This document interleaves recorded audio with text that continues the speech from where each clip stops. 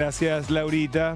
Y vamos a empezar a repasar lo que dejó el temporal, que como ayer había anunciado Lucas temprano, se esperaba para la tardecita, pero se adelantó y empezamos a ver escenas bastante caóticas, podríamos decirlo. Exactamente. Y antes de repasar lo que dejó la tormenta, las imágenes de la tormenta, ayer el temporal afectó especialmente el suministro eléctrico de la zona sur del conurbano bonaerense. Y de hecho todavía a esta hora hay un montón de usuarios sin luz. Claro, por supuesto, esto afecta también al alumbrado público, a los semáforos. Y vamos a repasar el estado del suministro de las dos compañías, empezando por Edesur, que es la que está más afectada a esta hora, según los datos oficiales que ahí estás viendo, con la información actualizada de las 7 de la mañana, hay 16.212 usuarios, que son usuarios medidores. Esto significa casas, comercios, no una persona, por lo tanto, en son una casa... áreas, claro, si vive una familia entera, es un solo usuario, por lo tanto, el promedio es que se multiplica por 4 a la cantidad de personas afectadas, así que estamos ahí hablando de que podrían ser unas, digamos, 60.000 personas, más o menos las que están afectadas, un poquito más, de usuarios de Edesur. ¿Cuáles son las zonas, las localidades que a esta hora presentan más cantidad de usuarios sin servicio? En el partido de Almirante Brown en Claypole, después también en Gleu, en Lomsams. Después, en la zona de Avellaneda hay también una cantidad importante de usuarios. En Cañuelas, hacia unos 100 kilómetros de la capital federal, hay también un número muy importante, tanto en la zona rural como urbana. En la ciudad de Buenos Aires, según el reporte de Edesur, solamente está afectado el barrio de Parque Patricios, que tiene 775 usuarios. Según el dato que estamos viendo hoy en pantalla, la previsión de devolución del servicio eléctrico para esa zona es a partir de las 13 horas. Así que paciencia, tienen que atravesar toda la mañana. La ventaja es que no hace calor, ¿no? Entonces, por supuesto... Mayormente fresco. Sí, claro. Después, en Ezeiza es la mayor cantidad de usuarios que están sin luz. En el barrio La Unión son cerca de 1.800. También en Espegacini, que son bastantes. En Tristán Suárez, en Bosques, en Florencio Varela. Lo cierto es que, bueno, en Florencio Varela hay una cantidad enorme, lo mismo que en Lanús, sin usuarios. Sí, también en la parte del temporal. Se llevó lo peor, Florencio Varela. Y en San Vicente también son cerca de 1.600 los usuarios que están sin luz, los afectados por el temporal. Después hay otros que tenían planificado probablemente algún corte por reparaciones o son los de corta tensión. Siempre cuando miramos por la afectación por un temporal como este, hay que mirar los de media tensión para atención. Y ahora veamos en Edenor, que tiene menos cantidad de usuarios afectados. A esta hora nuevamente, según la información oficial actualizada hasta hace un ratito nada más, estamos hablando que son 4.050 los usuarios afectados. Y en este caso, en Las Heras, en Ituzaingó, también La Matanza, que es Edenor, ¿no? Más es zona oeste, pero es Edenor. En La Matanza tiene una parte muy importante, de hecho es la mayoría, en especial en Virrey del Pino, que tiene más de 2.200 afectados en total, y hay unos poquitos en la zona de Marcos Paz. Pero en la zona de Edenor es La Matanza el área más afectada. Claro, Lucas, porque el temporal afectó en especial a zona sur del conurbano hasta La Matanza. Así es. Tuvimos la entrada de lo que técnicamente se llama dos supercélulas.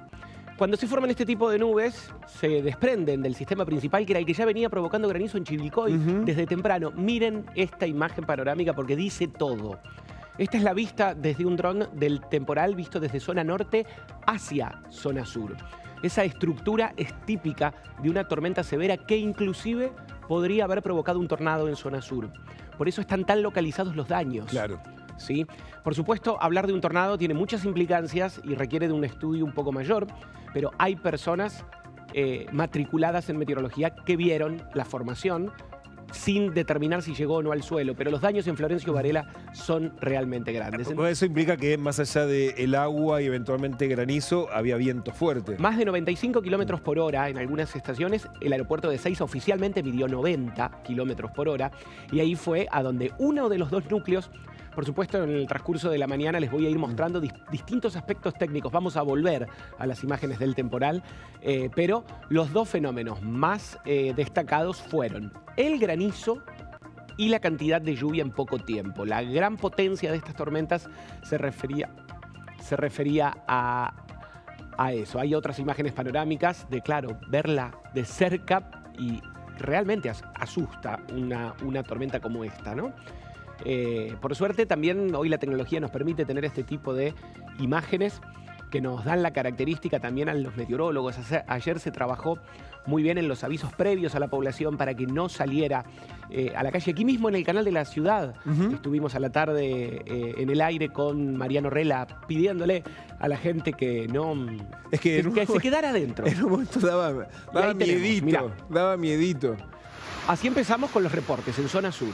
Primero te decía Chivilcoy, y después empezó a llegar al conurbano, por Tristán Suárez, por Ezeiza.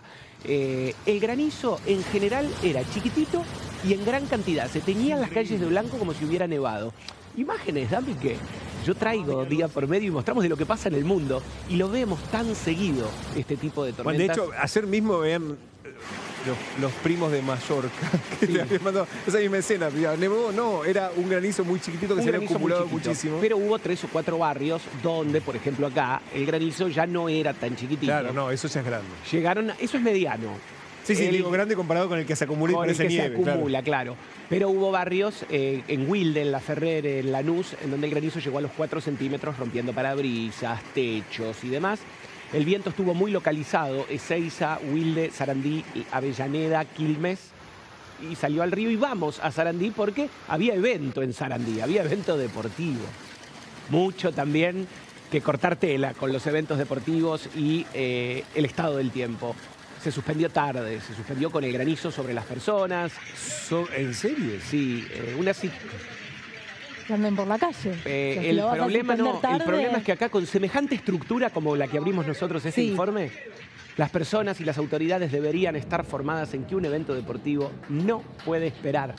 Claro, porque digo, lo suspendés cuando ya está la gente ahí y la lluvia en marcha. Ahí estamos viendo los jugadores que salen corriendo por el tamaño del granizo. Son los últimos que salen, porque claro, hasta que no se suspende el partido no pueden salir. A ver si salgo y me sacan los puntos. Claro. Primero abandonó el campo. Claro. Primero se vio la estructura, después se sintieron los truenos.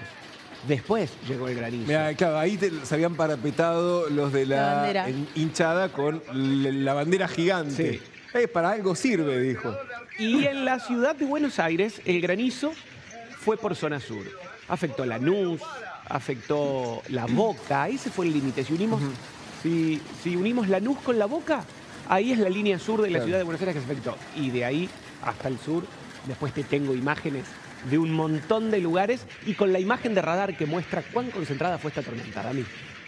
Por supuesto, Lucas, vamos a seguir ampliando, pero para recordar, más allá de que el temporal ya pasó, todavía se sienten las consecuencias porque a esta hora hay cerca de 20.000, más de 20.000 usuarios sin luz en el área metropolitana de Buenos Aires. Nos metemos en otro tema, la pulseada por